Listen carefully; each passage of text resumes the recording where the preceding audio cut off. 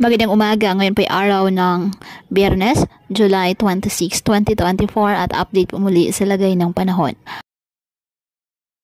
Ayon po sa Pag-asa, lumabas na ng ating Philippine Area of Responsibility ang bagyong si Karina.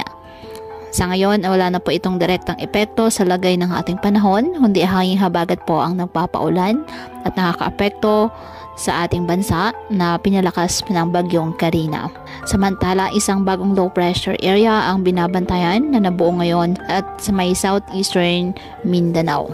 Ayon sa Pag-asa, mababa sa ngayon ang tsansa nito na maging isang ganap na bagyo, pero hindi po inaalis ang posibilidad na ito ay maging isang bagyo at tatawaging bagyong Dindo ng Pag-asa sa mga susunod na araw.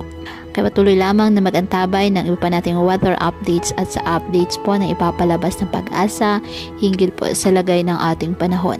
Kaya patuloy po natin na pinag-iingat ang ating mga kababayan sa banta po ng mga pagbaha at pagguho ng lupa, lalo na po kapag may malalakas na ulan, at ugaliin na magdala palagi ng payong o kahit anumang panangga sa ulan sa tuwing lalabas po ng ating mga tahanan.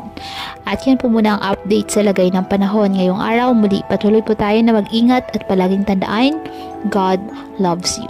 Stay safe and God bless.